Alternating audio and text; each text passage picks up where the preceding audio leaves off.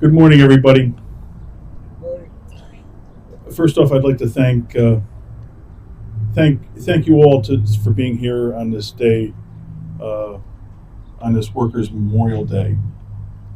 My name is Bruce Giddings. I am the vice president, one of the vice presidents, and let me just start off by saying this: that in 1970, OSHA, the Occupational Safety and Health Act, went into effect, promising every worker the right to a safe job and working conditions.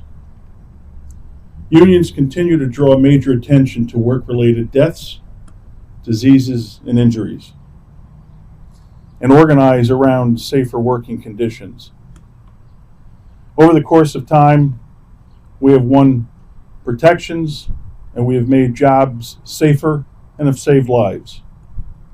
But each day, thousands of workers are killed and millions more suffer injuries and illnesses on the job. And still, too many workers die from preventable hazards, and many more get sick from exposures and to toxic chemicals. Recent workplace violence at our psychiatric psych centers, correctional facilities, and on the streets in the communities highlights the continuing need for this advocacy. Public Employees Federation is focused on stopping workplace violence and protecting our members. We must never forget their sacrifices, and we must continue to press for safety in the workplace. Now let us all take a moment of silence now to honor those who are no longer with us.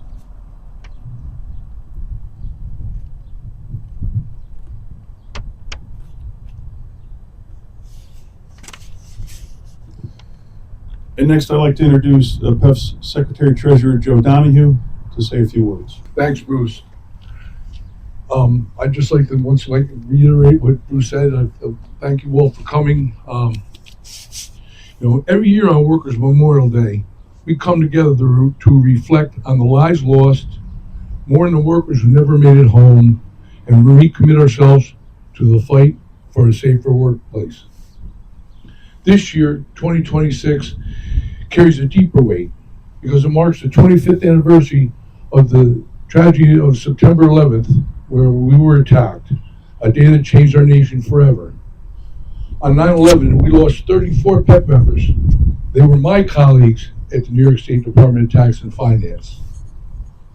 Every year, thousands of workers across the country lose their lives on the job. Millions more are injured or made ill. As Bruce said, too many of these tragedies are preventable. Too many workers are exposed to hazards they should never exist in the first place. It feels like every other day we hear about dangerous exposures in our docks facilities. We hear about violence and assault in our O agencies, inside OMH psychiatric centers, inside OCFS, that's the Office of Child and Family Services, secure facilities, where our members work knowing the risk but still show up with dedication and professionalism. Just recently, PEF nurses came to Albany for their annual lobby day on Capitol. They shared powerful first-hand stories about short staffing, burnout, about the very real dangers they and their patients face every single day. And these are not isolated incidents. These are warning signs, and they demand action. As members of the labor movement, our work does not stop here. We fight for health and safety, for dignity, for justice on the job, and that continues every day. To tell us more about that critical work, it is my honor to welcome PEF Health and Safety Director Josh Kemp to the podium. Thank you, Joe. So I just want to take a few minutes here to zoom out a bit, right? Because what we're doing here today, it doesn't exist in isolation. It's the product of more than 125 years of workers who refused to accept that dying on the job was simply just the cost of going to work. In 1892, after countless debilitating injuries and death, workers at Carnegie Steel in Homestead, Pennsylvania stood up against one of the most powerful industrial empires in the country, if not the world. Carnegie locked them out, hired more than 300 of Pinkerton agents. This was basically a trained military force for hire used through the Civil War. He tried to break them, but they literally went to war because their co-workers had died. They went to war, right? They died, but the movement did not. In 1911, 146 garment workers, most of them young immigrant women, they died in the Triangle Shirtwaist factory fire. The doors were locked. The minimal fire escapes didn't hold them. They burned. They jumped. And this country was never the same. Those deaths became the moral argument that could not be denied. They became the reason that on April 28th, 1970, 56 years ago today, President Nixon signed the Occupational Safety and Health Act into law. This law giving every American worker, nearly every American worker, the legal right to a safe job for the first time. And I say nearly because public employees in New York State had to wait another decade. It took 10 more years of union advocacy for New York to pass the Public Employee Safety and Health Act in 1980. This is the law that protects every one of our members today, and it was not handed to us. Make no mistake, it was won. This house was built brick by brick with blood, sweat, and loss. And far too many of those that built it never got to see what they created. Joe spoke about September 11th, 34 of our own, gone. And still countless amounts of occupational disease and death. We carry all of them, and we must continue to carry all of them. Workers' Memorial Day is a day we mourn for the dead. But we can't forget the other half of Mother Jones' quote, to fight like hell for the living.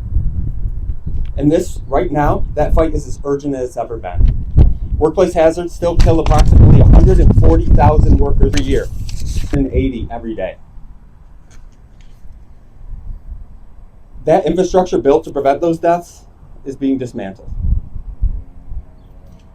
Dozens of hard-won OSHA standards are being targeted for removal, and the protections that all these workers bled for, they're not permanent, and they never were. They require constant and relentless defense.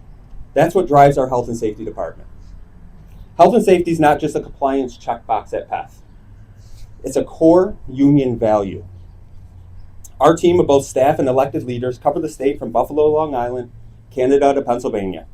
We investigate hazardous conditions. We respond to workplace violence. We fight for members navigating the workers' compensation system that was never designed with them in mind. We develop training, write policy, and we advocate for stronger protections every single day. The people who died at Homestead, at Triangle Shirtwaist, on September 11th, and the workers across the state and this country, they are the reason we are here. We owe them more than just a moment of silence. We owe them a movement that will never, ever quit. Today, we mourn for the dead. But remember, we are PEF, and we will fight like hell for the living. Thank you.